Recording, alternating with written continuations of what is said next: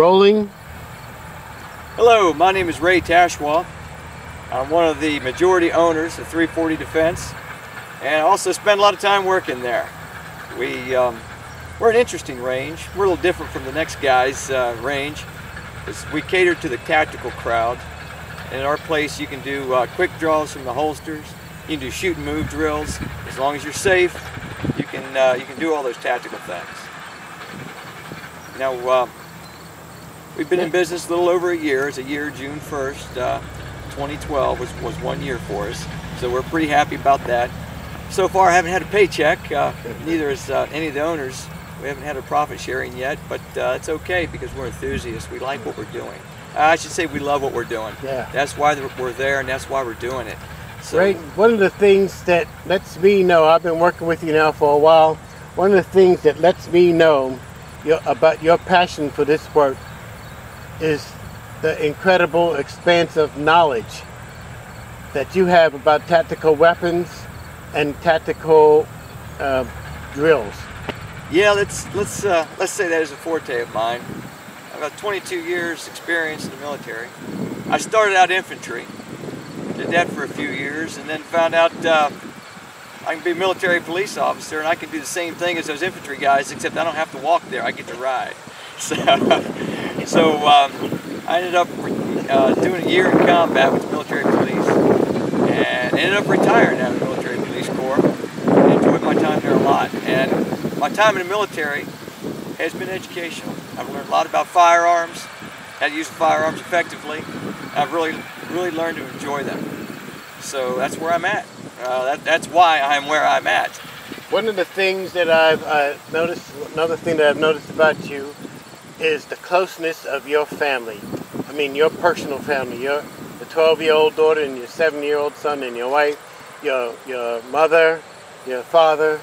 All of you are so close when it comes to this range, and other family members are equally as close. Why do you think that is? Well, this range is close to home. Everybody has known throughout my entire life that firearms have been my passion. So my family supports me on that, thank goodness. A lot of families don't. Yeah. And I've got my children involved. My little girl, she's 13 years old, and she just recently got her black belt in Taekwondo. She's working on her 2nd degree black belt. She's also working in Hapkido as well. So she picked up a new sport, and it's USPSA shooting. So she has a coach, a nationally ranked coach, Bill W. He trains at our range almost every day. So he's donated his time, and he's helping my little girl out. He's doing a wonderful job, and he's getting her trained up pretty well. She's pretty fast, yeah, and she's pretty accurate shooting those steel targets. Now, I understand that because of your 7-year-old son.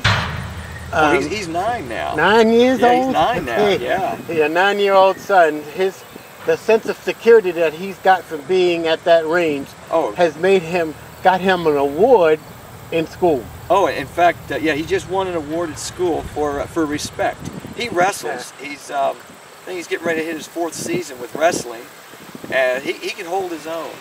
Yeah. He's not the bully, but he certainly doesn't put up with any bullies. And he carries himself very well, so much to the point where he did win an award for respecting others around him, students and teachers as well. And he's pretty good with that, so I'm quite proud of him. He shoots well. I get him out on the range, and he's still a little guy, so he doesn't handle the big weapons. He plays with the 22s. He has a couple of them, and he's very skilled with his one particular .38 revolver we have. He gets out there and engages the steel targets. And he's very skilled with it. He's very safe. The safety is the utmost of importance. I've taught him the safety rules, and one thing I can say about him is he listens and follows instructions. So listening and following those instructions, he's very safe because he follows instructions to a T and never violates any of the safety rules, even though we're on top of him the entire time he has that firearm in his hand. He's shown me great success. Okay. Now, one of the other things that I've seen since being at 340 Defense is the total family relationship with others associated with 340 Defense. Well, everybody we have working there, I've personally had my decision in hiring them and taking them on. And my rule of thumb is I don't hire anybody unless they're better than me. So I'm surrounding myself with some really, really incredible talent. Yeah, no doubt. My instructor, Bill Kaufman, I mean, he's phenomenal. He goes on his vacation every year to Colonel Cooper's Gunsight Academy for fun. Most people that go there because they're sent for their job right before deployment. He goes there for fun. God bless him. So that's just incredible. Then we have dealings with Red Stitch Tactical. I can't say enough good about Red Stitch Tactical. They're phenomenal. They make our steel targets, bring them out to us. They send their prototypes out, and we tear them up and break them. And he gets a big grin on his face every time we break something. We call him up and tell him we broke it, and he's excited. Usually you tell someone that you broke something theirs, they get upset about it. You know, the guys over at Red Stitch are actually excited when you break something because they want to know how you broke it. And they get over there and make it better and fix it so we can't break it that way next time. So that's a lot of fun. Pumpkin? Oh yeah, we have a lot of fun blowing pumpkins up with Tannerite as well. But there's another one, we've got another... But the farmer that gives them to you, he just gives them to you. Oh yeah, we had a farmer across the street, one of our neighbors, who gave us a truckload of pumpkins so we could come over and have some fun. He did it mainly to support the Wounded Warriors Project shoot that we had. So he donated them to those guys so they could come shoot up some pumpkins because it's fun. Shooting paper all day gets boring. It's necessary to shoot paper. You need to shoot paper to see where you're shooting and get on target, know where your gun's at, and then have at it with your reactive targets. That's a lot more fun when things move and jump around when you shoot them. And another interesting relationship we have in the industry is with Paul Russ at Shadow Ops Weaponry.